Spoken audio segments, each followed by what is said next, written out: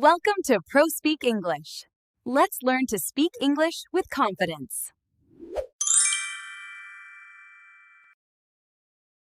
Hello, parents and learners. Welcome to our new series on parenting. Parenting is a wonderful journey, but it comes with challenges. Today, we are in our living room discussing a very common issue, technology. My husband and I need to set some rules about screen time for our son, Leo. Listen to how we negotiate and agree on a plan. Honey, have you noticed how much time Leo has been spending on his tablet lately? Yes, I have noticed. Yesterday, he played games for almost 3 hours straight. It is becoming a habit. Exactly. I think 3 hours is too much for a 7-year-old. It affects his sleep and his mood. I agree. When I tell him to turn it off, he gets very upset. We need to set a strict limit.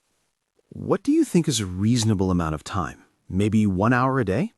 1 hour during the weekdays sounds good, but maybe we can allow a little more on the weekends. That sounds fair.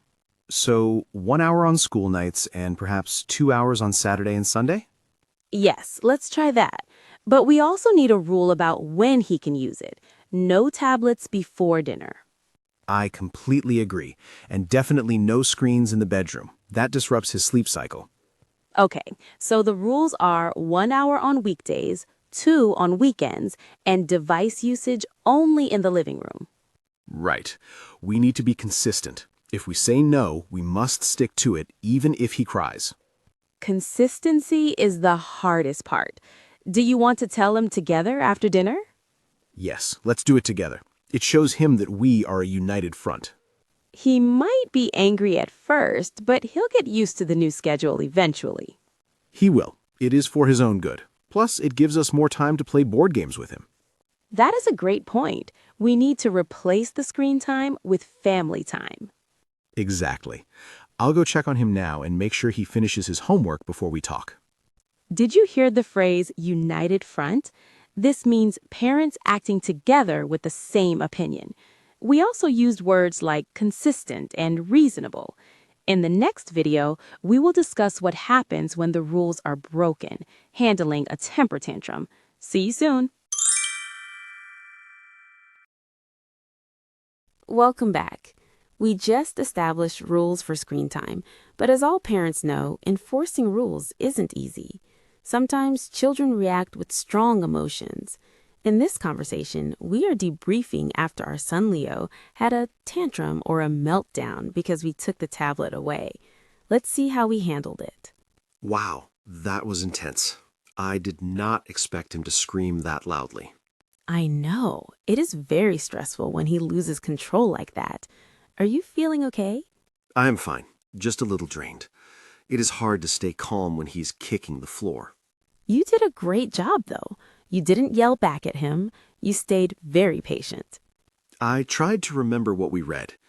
I got down to his eye level and spoke quietly. Yes, getting down to his level is important. It makes him feel less threatened. What did you say to him? I told him, I can see you are angry, and it is okay to be angry, but it is not okay to throw toys. That is perfect. You validated his feelings, but set a boundary for his behavior. It took about 10 minutes, but he finally calmed down. I think he just needed to let the frustration out. Now he's quiet in his room. Should we go talk to him or give him some space? Let's give him 5 more minutes. Then I will go in and offer a hug. We need to repair the connection. Good idea.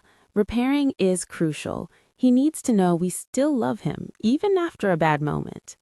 Exactly. Parenting is really a test of patience, isn't it? It is the biggest test, but we're getting through it together. Thanks for the support. I'll go check on him now. In this lesson, we talked about a tantrum, which is an emotional outburst. We also used the phrase validate his feelings, which means acknowledging that his emotions are real. Next, we will discuss something more positive, encouraging our son to try a new hobby. Join us. Hello again. Now that things are calm at home, we want to help our son find an activity he loves. Hobbies are great for building confidence. My husband wants him to play sports, but I think he might like something creative. Listen to us discuss the options for Leo's new hobby. I was looking at the community center brochure. They have a soccer league starting next month. Soccer? Do you think Leo would enjoy that? He hasn't shown much interest in running around. I think it would be good for him. It teaches teamwork and discipline. Plus, he has a lot of energy to burn. That is true. Teamwork is important.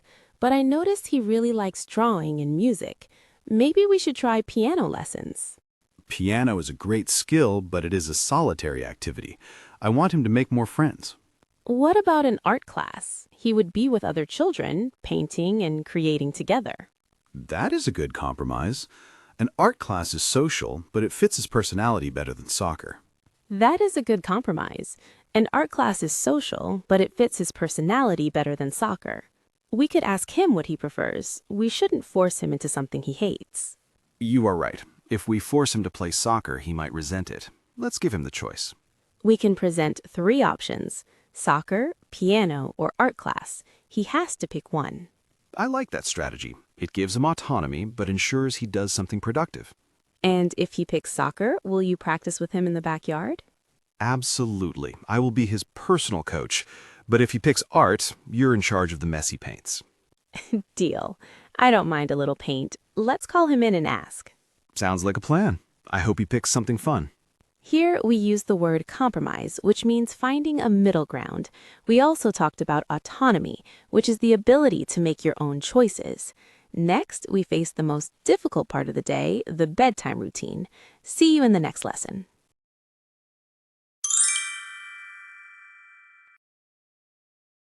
Welcome back. The day is almost over, but the work is not done. Getting children to sleep can be a struggle. We call this the bedtime routine. It includes brushing teeth, reading stories, and calming down. Tonight, we are discussing how to make this process smoother and faster. Is he finally asleep? I thought I heard him getting out of bed again. No, he is asleep now. I read him 2 extra stories. He was very energetic tonight. We started the routine too late. We need to start winding down at 7:30 p.m., not 8 p.m. I agree. When he is overtired, he actually becomes more hyperactive. It is a paradox. Tomorrow, let's turn off the TV earlier, and maybe a warm bath will help him relax. A bath is a great idea, and we must be firm about the 1 cup of water rule. He keeps asking for water just to stay up. The old "I'm thirsty" trick. I fell for it twice tonight. It's a classic stalling tactic. We need to have the water ready by the bed before he gets in. Good plan. Also, are we still doing the reward chart? If he stays in bed all night, he gets a sticker? Yes, the sticker chart works well. If he gets 5 stickers, we can go for ice cream on the weekend. That is a good incentive. I hope he sleeps through the night. I'm exhausted. Me too. Let's clean up these toys quickly and go to sleep ourselves. Agreed. I'll load the dishwasher if you pick up the blocks. Deal. Let's get it done. Good night, honey. Good luck to us. Did you catch the phrase stalling tactic? This describes when a child tries to delay something they don't want to do, like sleeping. We also used wind down, which means to relax gradually. In our final video, we will plan a fun family weekend. See you there.